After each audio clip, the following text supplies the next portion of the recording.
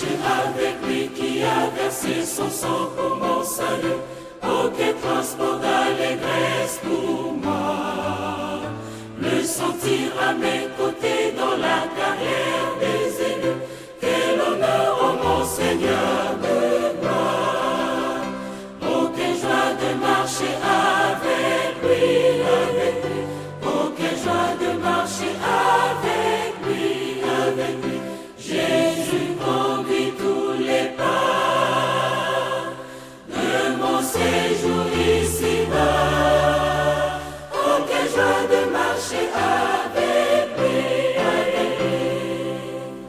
Le sentir tout près de moi en tout lieu et à tout moment. Oh, quelle joie d'avoir confiance en lui. C'est une gloire de me trouver fidèle à lui à chaque instant. Oh, quelle joie pour moi d'être avec lui. Oh, quelle joie de marcher avec lui, avec lui. Oh, quelle joie de marcher avec lui, avec lui. Jésus conduit tous les pas de mon séjour ici-bas.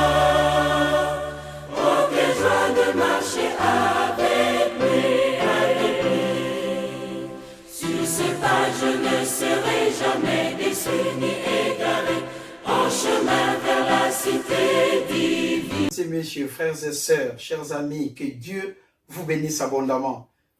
Je suis Monsieur Guy Ambangito de Baba Motiga et bienvenue à notre conférence Une heure pour Dieu, la croyance authentique. Nous allons rendre disponible un nouveau enseignement qui s'intitule Le cœur de l'homme. 2. La haine. Nous allons rendre cet enseignement disponible en regardant ce qui se passe aujourd'hui sur cette terre, dans le monde, ce qui se passe aujourd'hui ainsi que les années précédentes. Nous savons que la souffrance est là. Il y a des difficultés partout où nous pouvons passer. Mais croyez-moi, mesdames et messieurs, nous avons des outils qui peuvent nous permettre de s'élever et d'être debout. Le contraire de la haine, c'est l'amour. Mais là, ces sentiments de la haine, nous, comme nous sommes des enfants de Dieu, nous devons marcher au-dessus de la haine. Voilà pourquoi nous allons essayer de travailler ensemble pour comprendre comment lutter contre la haine. Je répète, le thème de notre enseignement que nous allons partager aujourd'hui est tout simplement le cœur de l'homme. Luc chapitre 6, le livre de Luc chapitre 6. Car chaque arbre se connaît à son fruit. On ne cueille pas des figues sur des épines. On ne vendage pas des raisins sur des ronces. L'homme bon tire des bonnes choses du bon trésor de son cœur. L'homme bon tire, retire, prend des bonnes choses du bon trésor de son cœur.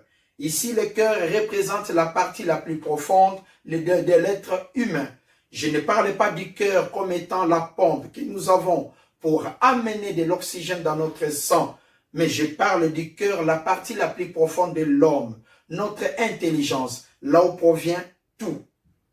L'homme bon tire effectivement des bonnes choses, du bon trésor de son cœur, de son intelligence. Et les méchants aussi tirent des mauvaises choses de son mauvais trésor au fond de son cœur, au fond de son intelligence.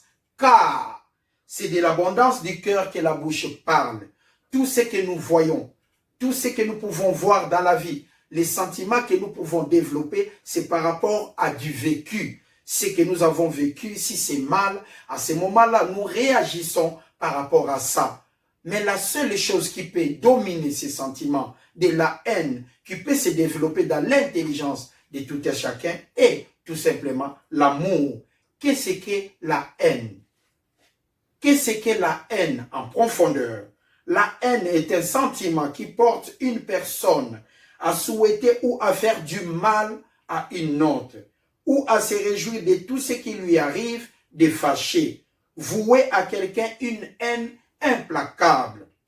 La haine est le fruit de l'incapacité d'accomplir ou de réaliser son désir par rapport à autrui. Vous avez un projet que vous n'arrivez pas à réaliser et votre voisin qui est à votre droite réalise ces mêmes projets.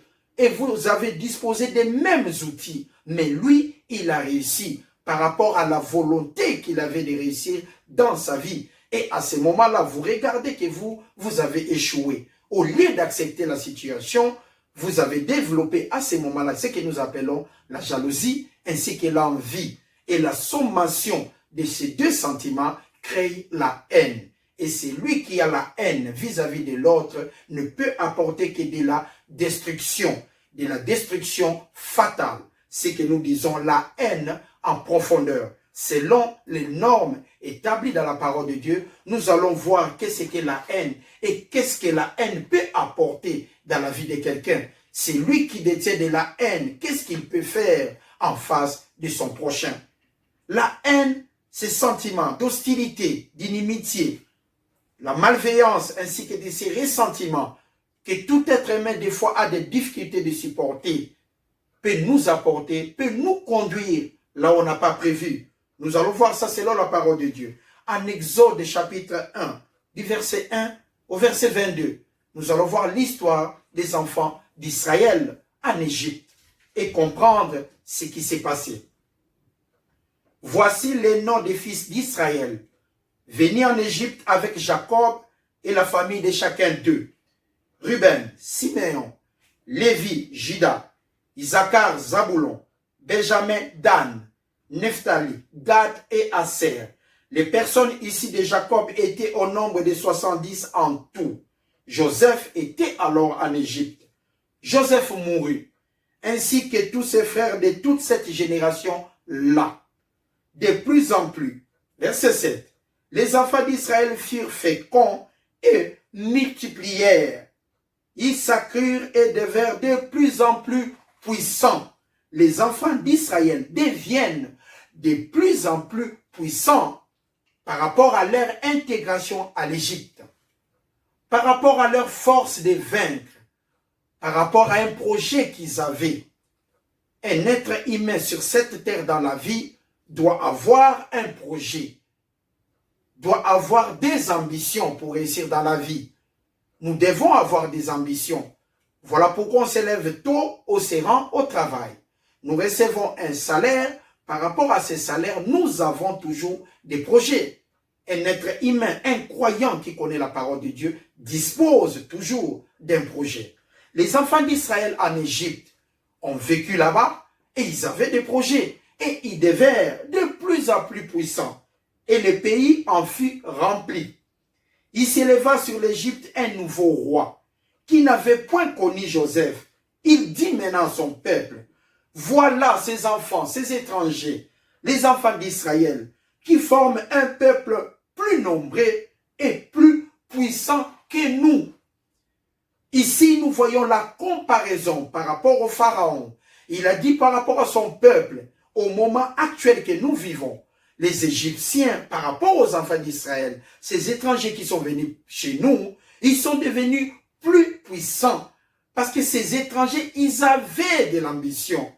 Dans chaque pays qu'un étranger peut arriver, il y a des autres qui viennent au pays en tant que des étrangers, mais avec des ambitions, de l'intégration. Ils suivent les lois établies dans ces pays-là et ils vivent en paix. Ils peuvent aussi progresser en travaillant, en économisant. La même chose comme les enfants d'Israël l'ont fait. Nous voyons cela. Et le roi, le pharaon a constaté que les enfants d'Israël devenaient de plus en plus puissants. Nous sommes des fils de Dieu. Partout où nous sommes, nous n'arrêterons jamais de croire pour mener une vie paisible et tranquille. Parce que Dieu a dit ceci. Il nous a donné les outils pour que nous puissions vivre en paix, pour que nous puissions prospérer partout où nous sommes. Mais là, nous voyons dans cette situation-là, le pharaon était devenu contre. Pourquoi? Parce qu'il y a eu la différence de potentiel entre les enfants d'Israël ainsi que les propriétaires des pays des Égyptiens.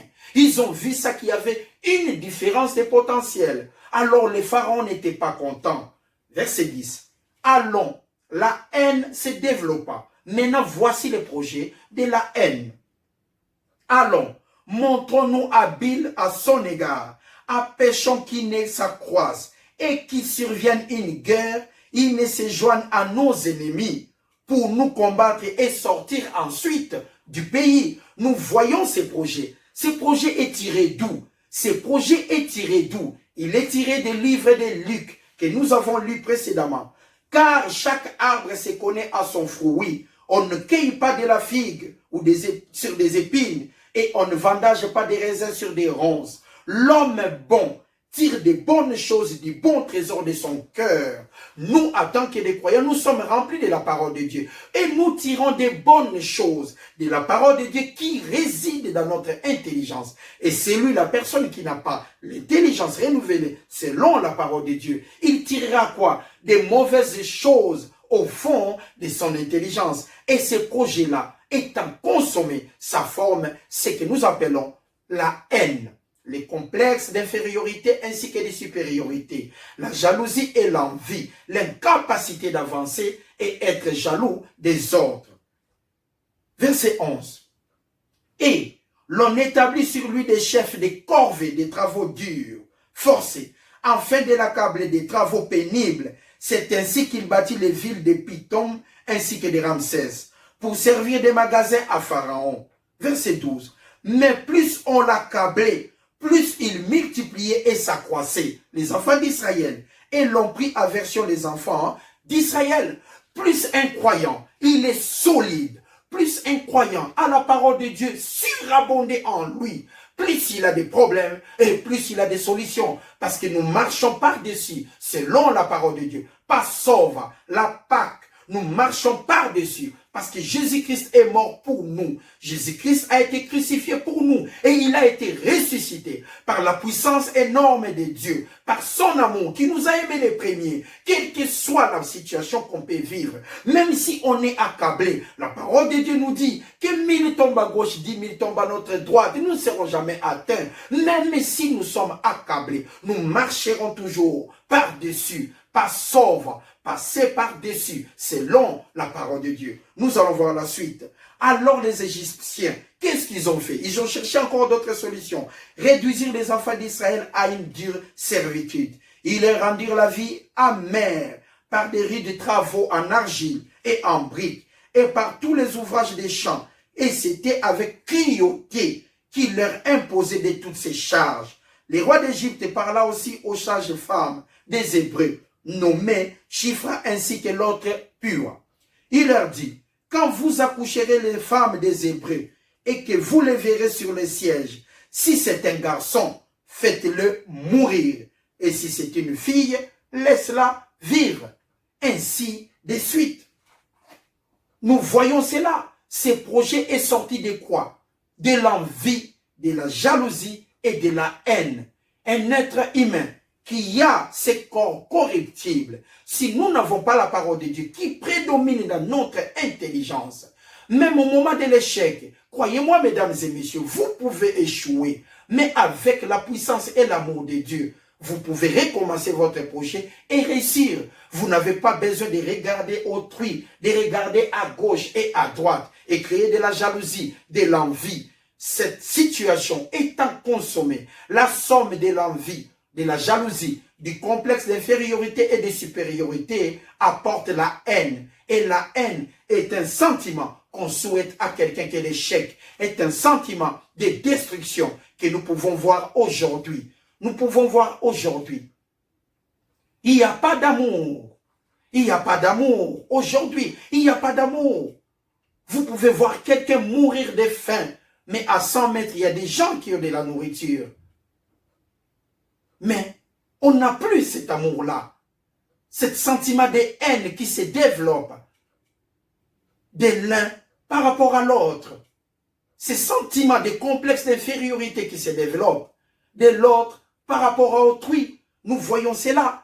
Ça a été développé pourquoi? Parce que quand soi-même, on ne se prend pas en responsabilité, on ne respecte rien, on ne veut pas travailler, on ne veut pas avancer. Maintenant, la réussite des autres, qu'est-ce que ça peut vous apporter? Qu'est de la jalousie et de l'envie? Alors, étant consommé, c'est la haine qui prédomine, le cœur de l'homme, l'intelligence de l'homme, la partie la plus profonde où nous pouvons cueillir de l'amour et nous pouvons aussi cueillir de la haine si la parole de Dieu ne prend pas place dans cette intelligence-là.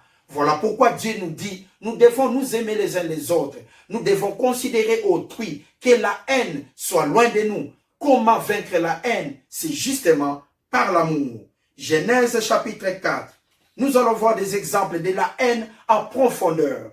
De la haine en profondeur. Si vous avez mangé de la cacahuète et que vous avez ces problèmes-là, vous avez risqué votre vie par étouffement. Vous rendez en visite chez quelqu'un. Il vous propose, écoutez, j'ai de l'eau. J'ai aussi du jus d'orange. Vous allez dire tout simplement, j'aime pas des jus d'orange. Mais si la personne ose dire, j'ai aussi du cacahuète, croyez-moi, mesdames et messieurs, vous allez vous lever pour dire non, pas de la cacahuète. Je peux prendre aussi du jus d'orange, mais pas la cacahuète. Parce que vous avez un mauvais souvenir là-dessus.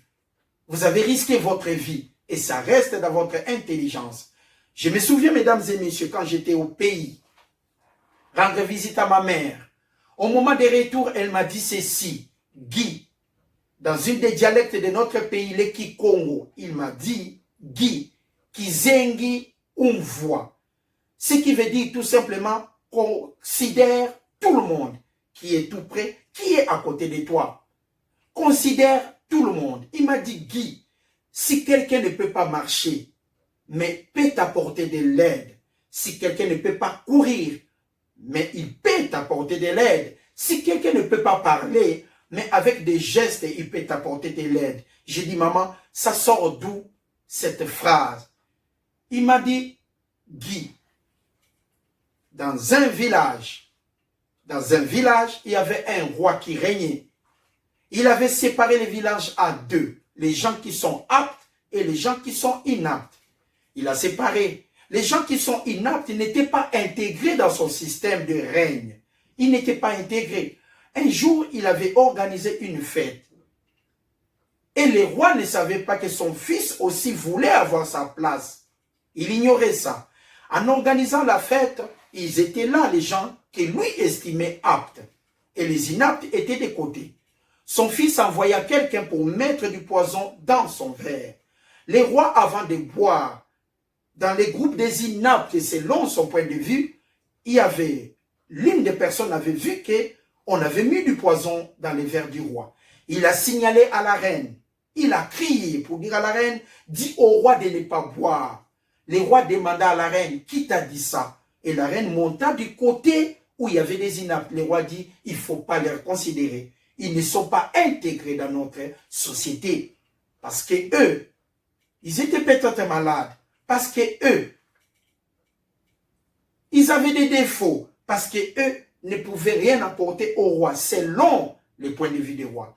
Au moment où il a bu, 2 minutes passées, il a senti que les intestins se découpaient à l'intérieur. Il a compris qu'il venait de boire du poison.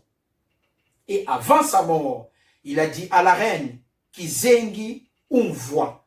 Ça veut dire tout simplement, ces personnes que j'ai mis de l'autre côté, enlever la barrière, considérer tout le monde. Les inaptes et ceux qui sont aptes, ce sont des êtres humains. Chacun apportera toujours selon ses capacités. C'est ça, mesdames et messieurs. C'est la haine qui peut créer des projets comme ça. C'est la haine qui peut apporter des projets pour écarter des gens dans la vie, ainsi que pour faire du mal. Mais un croyant, un fils de Dieu, doit toujours engager la parole de Dieu au fond de son cœur pour agir en tant que tel. Nous, les enfants de Dieu, nous ne pouvons vendre que de l'amour, nous ne pouvons vendre que de la tempérance, nous pouvons vendre que de la charité, nous pouvons vendre que du bonté, nous pouvons vendre que la paix. Jamais, jamais de la haine. La haine n'est pas une solution, le cœur de l'homme. Genèse chapitre 4. Adam connut Ève sa femme. Elle conçut et enfanta Caïn. Et elle dit, j'ai formé un homme avec l'aide de l'Éternel. Elle enfanta encore son frère Abel. Abel fit berger et Caïn fit laboureur. Au bout de quelque temps, Caïn fit à l'Éternel une offrande de fruits et de terres. Et Abel de son côté en fit aussi une des premières nées de son troupeau. Et leur graisse, l'Éternel porta un regard favorable, accepta favorable sur, apporte un regard favorable sur Abel ainsi que sur son offrande. Mais il ne porta pas un regard favorable sur Caïn et sur son offrande. Caïn fut comment? Très irrité. Le premier sentiment dans le cœur de Caïn, il était premièrement irrité. Et son visage fut comment? Abattu. Nous voyons à la même ligne deux sentiments qui se croisent, qui se mettent en parallèle et qui vont s'additionner, les deux sentiments. Irrité et il était aussi abattu, ça veut dire découragé. Ces deux sentiments vont se croiser et ça va développer ce que nous appelons le cœur de l'homme, la haine tirée du trésor de son cœur. Verset 6. Et l'Éternel dit à Caïn, pourquoi es-tu irrité et pourquoi ton visage es-tu abattu? L'Éternel reconnut aussi les deux sentiments qui ont régné, les deux sentiments qui ont régné plutôt dans le cœur d'Abel et de Caïn. Verset 7. Certainement tu agis bien, tu relèveras ton visage et tu agis mal. Le péché se couche à la porte et ses désirs se portent vers toi, mais toi domine sur lui. Verset 8. Cependant, Caïn adressa la parole à son frère Abel. Mais comme ils étaient dans les champs, il n'y avait personne. Caïn se jeta sur son frère Abel et le tua. Il le tua par la jalousie. Il le tua par l'envie. Il le tua quoi? Par la haine. Il le tua tout simplement par la haine. Ces sentiments qui peuvent provenir au fond de l'homme, qui peuvent provenir au fond de notre intelligence. Voilà pourquoi, mesdames et messieurs, un homme, un être humain, un croyant doit avoir un projet. Quand vous n'avez pas un projet, vous allez avoir le regard sur la vie des autres. En ayant le regard sur la vie des autres, vous allez encore constater que vous êtes toujours dans l'échec et vous allez développer ce que nous appelons le cœur de l'homme, la haine, et vos agissements seront toujours inhumains. Vous allez toujours faire du mal aux autres. C'est ça ce que nous appelons complexe d'infériorité ou soit de supériorité. La jalousie ainsi que l'envie. Vous allez être irrité sur chaque chose parce que vous ne réussissez pas par rapport à vos projets. Restons positifs, croyons toujours positifs et la haine sera loin de nous par une seule arme que nous pouvons utiliser, l'amour. Aimez-vous les uns les autres. Maintenant, nous allons voir encore d'autres paramètres pour comprendre. Le livre de Marc, chapitre 6, verset 14 à 29. Le roi Hérode entendit parler de Jésus dont le nom était devenu célèbre. Et il dit, Jean-Baptiste est-il ressuscité des morts? Et c'est pour cela qu'il s'est fait parler de lui des miracles. D'autres disaient c'était Élie et d'autres disaient c'était un prophète comme l'un des prophètes. Le roi Hérode a entendu cela.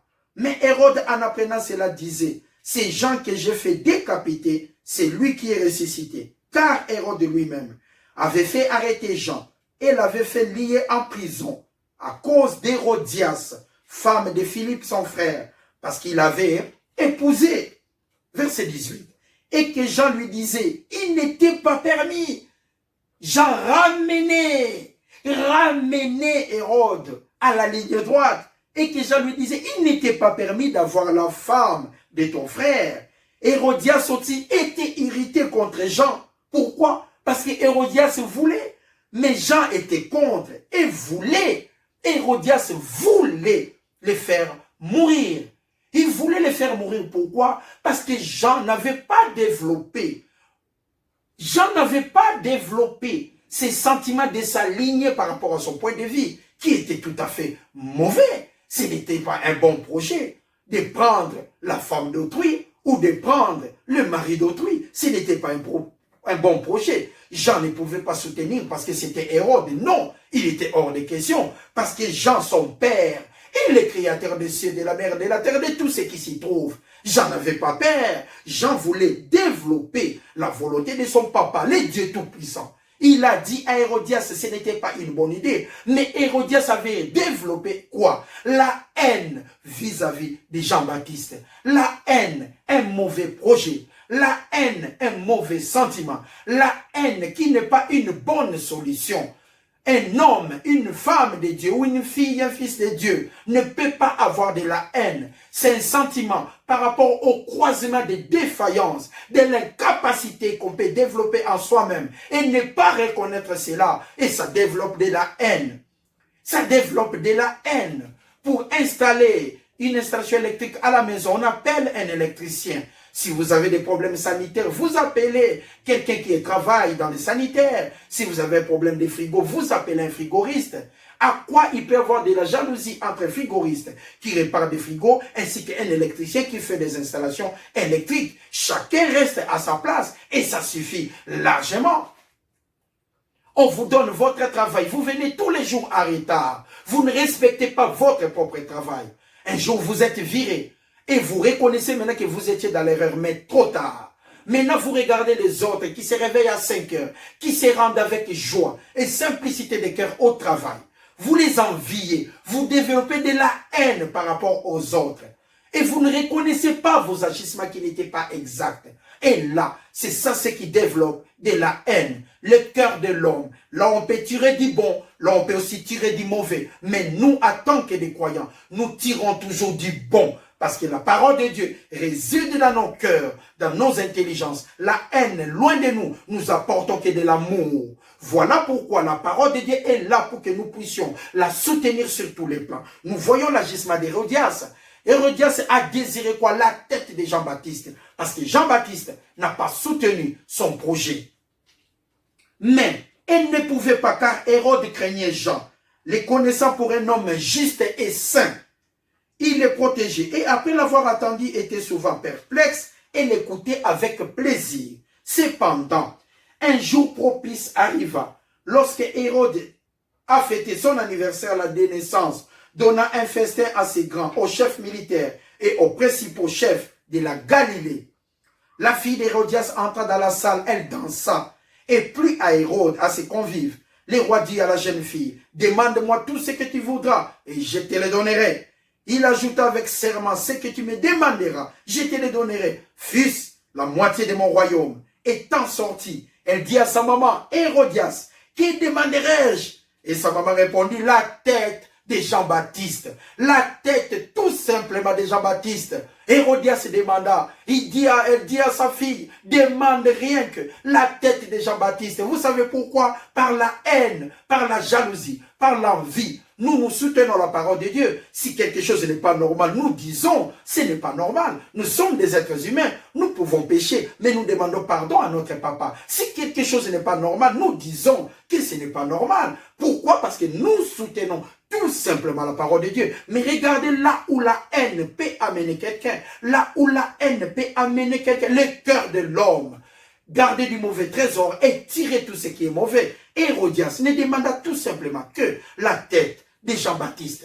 Et ça a été réalisé. C'était un mauvais projet. Tirer de quoi? De la haine. La haine, un sentiment de souhaiter la mort de quelqu'un, de souhaiter que du mal, de se réjouir du mal qui arrive dans la vie d'une autre personne. Même, croyez-moi, mesdames et messieurs, nous sommes des croyants. Loin de nous la haine, aimez-vous les uns les autres. Nous voyons du mal, n'est-ce pas? Quand nous regardons à la télé, nous voyons des choses incroyables et impossibles. Tout ce que nous voyons n'est issu que de la haine profonde. La haine profonde, tout simplement. Tu peux ne pas aimer quelqu'un, tu peux ne pas aimer quelqu'un, mais porter de la haine, ce sentiment de la haine, pour nous les êtres humains, ce n'est pas souhaitable. Parce que le résultat, c'est toujours la défaillance ainsi que la destruction. Jérémie chapitre 29, du verset 6 ainsi que le verset 8. Pour éviter cela, pour éviter d'avoir de la haine, surtout nous qui sommes au pays étranger, nous qui voyageons, parce qu'on a des problèmes de gauche à droite, on peut voyager. Quand vous êtes dans un pays, même à la maison, dans votre propre pays, pour ne pas être jaloux de l'autre, pour ne pas envier les autres, les seuls secrets, c'est l'amour du pays où vous vivez. Alors pour avoir l'amour du pays où vous vivez, il faut être intégré. Jérémie chapitre 29, verset 6 et 9. Prenez des femmes, ça c'est Dieu qui adressa la parole à Jérémie pour qu'il dise aux enfants d'Israël, à Babylone, quand ils étaient en déportation, Prenez des femmes et engendrez des fils et des filles. Prenez des femmes pour vos fils et donnez des maris à vos filles, afin qu'elles enfantent des fils et des filles. Multipliez-vous là où vous êtes et ne diminuez pas. Recherchez les biens de la ville où je vous ai mené en captivité. Priez l'Éternel en sa faveur, parce que votre bonheur dépend du sien. Mon bonheur dépend de là où je vis. Moi, je suis avec ma famille à Lausanne. Nous vivons à Lausanne. Ma prière, quand je me réveille, je prie pour tout le monde, sans oublier les autorités de cette ville et de Lausanne. Parce que mon bonheur en dépend. Mon bonheur dépend de la ville où je vis. Si cette ville de Lausanne connaît des défaillances, par exemple économiques, ma femme et moi ainsi que mes enfants, nous en serons des victimes. Nous serons aussi pauvres parce que la ville ne prospère pas. Voilà pourquoi nous payons l'impôt à la ville. Voilà pourquoi ici nous achetons tout ce que les autorités nous demandent. Ici à Lausanne, des sacs poubelles, nous achetons. Et ça permet à ce que tout soit ordonné. Il y a l'ordre. Il y a l'ordre. Nous vivons avec plaisir. Pourquoi? Parce que tout est ordonné selon les normes établies dans cette ville. Dieu a dit aux enfants d'Israël, votre bonheur en dépend. Si tu vis en France, ton bonheur dépend de la France. Priez pour les autorités. Priez pour les autorités. Vous vivez aux États-Unis. Priez pour les autorités là-bas aux États-Unis. Parce que votre bonheur en dépend. Celui qui vient à Washington n'achètera pas le pain à Lausanne pour prendre son petit déjeuner. Il est bien évident, n'est-ce pas? Nous prenons nos petits déjeuners, nous achetons du pain là où nous vivons. C'est là où nous vivons que nous pouvons acheter ce que nous voulons. Notre bonheur dépend de là où nous sommes. Voilà pourquoi nous devons être intégrés. Les lois qui sont établies aux États-Unis, ce ne sont pas les mêmes lois qui sont établies ici à Lausanne. Si on vous dit le parking c'est 1 heure, c'est 1 heure. C'est 1 heure. C'est plus simple que ça. Mais si vous tournez, vous revenez à la même place, on vous met 40 francs. Qu'est-ce que ça va développer? La jalousie. Et c'est quoi? La haine. La haine par rapport à l'agent qui est venu, par exemple, vous coller. Vous n'allez pas être content. Mais vous êtes vous-même conscient que vous venez de dépasser 1 heure. Nous avons tous reçu des amendes. Avec des erreurs, vous recevez des amendes. Et vous payez. Et on paye aussi avec joie parce que c'était une erreur. On avoue l'erreur et on paye. Notre bonheur dépend de là où nous sommes. À ce moment-là, il n'y aura pas de haine parce que nous suivons ce qui a été établi. Tu ne seras pas jaloux de l'autre parce que tu y es intégré. Multipliez-vous, travaillez là où vous êtes. Et vous n'aurez pas la haine pour les autres. Vous allez soutenir le pays où vous vivez. Vous allez soutenir les autorités, tout simplement. Thessaloniciens, chapitre 4. Sans vous livrer à une convoitise passionnée, comme font les païens qui ne connaissent pas Dieu, c'est que personne n'use avec son frère des fraudes et des cupidités dans les affaires. Mesdames et messieurs, mes frères et sœurs, mes bien-aimés, vous êtes dans un pays, vous vous rendez à la banque, comme ça nous arrive. Vous voulez chercher des crédits, vous arrivez, vous refusez de payer. Et la loi du pays vous dit, vous devez payer. À ce moment-là, vous développez la haine contre le pays. Je ne pense pas. Parce que quand vous étiez dans les besoins, la banque vous a apporté de l'aide. Ainsi de suite. Nous ne pouvons pas user de la mauvaise foi dans les affaires. Nous payons ce que nous devons payer. Nous devons être honnêtes envers nous-mêmes. Vous avez la bénédiction de Dieu d'avoir du travail, mais respectez votre travail. Et vous verrez, vous n'allez regarder ni à gauche ni à droite, parce que vous serez tellement bien équipés avec l'amour de la parole de Dieu. Nous trouvons des pays où nous arrivons bien organisés. Qu'est-ce que nous on fait? On s'intègre. On s'intègre pour ne pas embêter qui que ce soit. On s'intègre par l'amour de Dieu, tout simplement. Que Dieu bénisse vos cœurs. La haine n'est pas une solution. La solution, c'est l'amour. Aimez-vous les uns les autres. La solution, c'est l'amour. Aimez les pays où vous vivez. La solution, c'est l'amour. Aimez votre travail. La solution, c'est l'amour. Aimez la ville où vous êtes. La solution, c'est l'amour. Aimez vos familles. La solution, c'est l'amour. Pourquoi? Parce que Christ en nous, l'espérance de la gloire. La haine n'est pas une solution. Le cœur de l'homme bon, tire de bonnes choses en provenance de son cœur qui est rempli de quoi? De la parole de Dieu. Jean chapitre 13, du verset 33 au verset 35. Mes petits enfants, je suis pour peu de temps encore avec vous. Vous me chercherez. Et comme j'ai dit aux Judéens, vous ne pouvez venir où je vais. Je vous le dis aussi maintenant. Je vous donne un seul commandement nouveau. Aimez-vous les uns les autres et la haine sera loin de vous. Romains chapitre 6 et 7 et Romains chapitre 13, les versets 6 et les versets 7. C'est aussi pour cela que vous payez les impôts, car les magistrats des ministres de Dieu, entièrement appliqués à cette fonction, rendez à tout ce qu'il leur dit l'impôt, à qui vous devez l'impôt, les tribus, à qui vous devez les tribus, la crainte Dieu, à qui vous devez la crainte Dieu, l'honneur Dieu, à qui vous devez l'honneur, Christ en vous, l'espérance de la gloire, un nouveau commandement qui englobe tout. Aimez-vous les uns les autres. La haine n'est pas une solution. Aimez-vous les uns les autres. Le cœur de l'homme bon tire de bonnes choses de son cœur. Remplissons nos cœurs de la parole de Dieu. Que Dieu vous bénisse abondamment. C'était là